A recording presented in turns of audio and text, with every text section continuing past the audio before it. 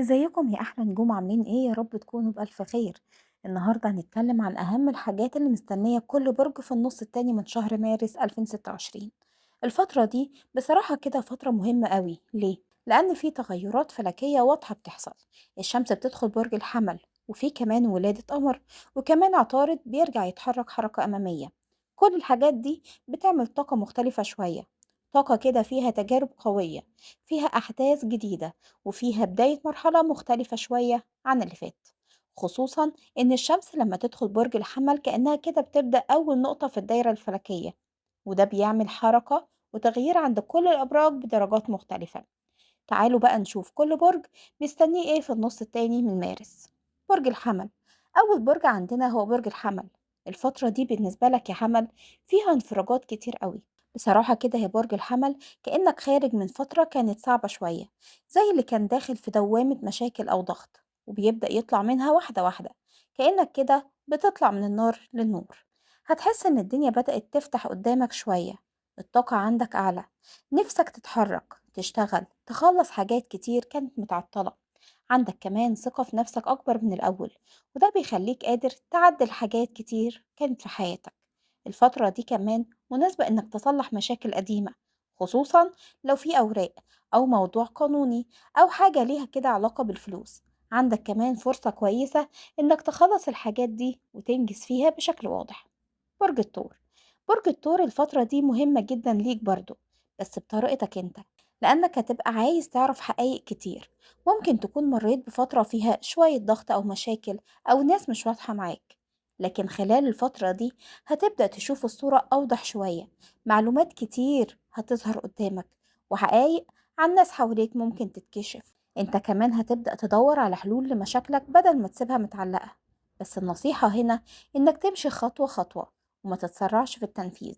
وبرضه ممكن تحس كده بطاقة غريبة شوية تخليك تحس لو في أي حاجة مش مظبوطة حواليك، سواء حسد أو طاقة سلبية. المهم إنك تهدي نفسك وتركز في خطواتك. برج الجوزاء، برج الجوزاء بقى من الأبراج اللي هيحسوا بفرق واضح لما عطارد يرجع يتحرك طبيعي، لأنك كنت حاسس كأن كده عقلك متقفل شوية، كأنك محبوس جوه صندوق ومش قادر تفكر بره الإطار ده. لكن مع حركة عطارد والشمس في الحمل هتحس إن الصندوق ده اتفتح، أفكارك هتبدأ تتحرك، وهتعرف تشوف حلول لحاجات كانت متعقدة جدا قبل كده. كمان هتلاقي نفسك قادر تخلص مشاكل كانت محتاجة وقت طويل في وقت أقصر بكتير، كأن كده في سلسلة كانت ماسكاك واتفكت. وده هيساعدك جدا إنك ترتب أمورك بشكل أقوى. برج السرطان، برج السرطان بقى الفترة دي مهمة نفسيا ليك، لأنك كنت كده داخل في شوية توتر سواء في العلاقات العاطفية أو العائلية. لكن مع حركة الكواكب الفترة دي هتحس كده إن نفسك بدأت تهدى شوية، كأنك عايز ترجع لحياتك الطبيعية، ترجع للهدوء والاستقرار اللي انت كنت متعود عليه. هتلاقي نفسك بتسعى إنك تصلح العلاقات وتهدي المشاكل اللي كانت موجودة. وبعد ما عطارد يتحرك لقدام هتبدأ تحس إن الأمور فعلا بتتحسن واحدة واحدة. برج الأسد، برج الأسد أنت عندك أمنيات كتير جدا في دماغك، يمكن أمنية كده عاطفية أو هدف مهني أو مشروع عايز تنجح فيه. الفترة دي ممكن تقربك خطوة من اللي انت بتتمناه. عندك قدرة إنك تجذب الناس حواليك وتلفت الانتباه ليك كمان بشكل واضح. كمان العلاقات الاجتماعية عندك ممكن تتحسن، وناس كتير ممكن تقرب منك أو تدعمك. الفترة دي كويسة جدا إنك تبني علاقات لصالحك. برج العذراء، برج العذراء انت كنت حاسس انك شايل فوق طاقتك شوية، كأن كده كل الناس بترمي مسؤوليتها عليك انت. فترة النص التاني من مارس هتبدأ تحس كده فيها ان الضغط ده بيخف شوية بشوية، كأن الناس اللي كانت محملة عليك مسؤوليات بتبعد، او انت كده بتتعلم تقول لأ. هتحس كمان انك اخدت نفس شوية، وكأنك بتتعافى من فترة كانت تقيلة عليك نفسيا. كمان ممكن يكون في خطوة ليها علاقة بشراكة، سواء بداية شراكة جديدة أو نهاية شراكة قديمة. برج الميزان، برج الميزان الفترة دي عندك رغبة قوية إنك تثبت نفسك، سواء في الشغل أو قدام شخص معين. انت شغال على نفسك بتركيز وعايز توصل لنتيجة واضحة، بس في نفس الوقت النجاح ده ممكن يلفت نظر ناس حواليك، وده ممكن يعمل نوع من الغيرة أو الحسد. فخلي بالك من نفسك وحاول تحافظ على خصوصية أمورك شوية. برج العقرب. برج العقرب الفترة دي فيها إصلاحات عائلية واضحة، ممكن يكون في هدوء في البيت أو حل مشاكل كانت بينك وبين حد من العيلة. كمان في استقرار أكبر في حياتك الداخلية. مهنيا ممكن تبدأ خطوة جديدة أو جريئة شوية، بس أنت عندك القدرة تعملها وتنجح فيها كمان. برج القوس. برج القوس الفترة دي بيركز أكتر على العيلة والعلاقات القريبة، في محاولات لإصلاح علاقات أو رجوع تناغم بينك وبين ناس قريبة منك.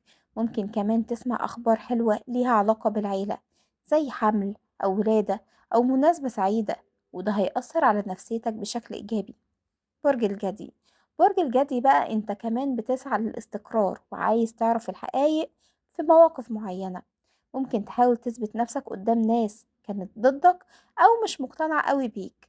الفترة دي ممكن تساعدك إنك تعمل ده، بس في نفس الوقت ممكن يكون في ناس متضايقة من نجاحك أو استقرارك، فخليك مركز على طريقك وما تشغلش بالك بكلام حد. برج الدلو. برج الدلو الفترة دي ممكن كده تحقق فيها خطوات مهمة جدا، كأنك كده بتثبت نفسك بعد فترة صعبة، أو بتخلي حد ندم إنه بعد عنك. عندك ثقة أكبر في نفسك وبتحاول تعوض نفسك عن حاجات فاتتك.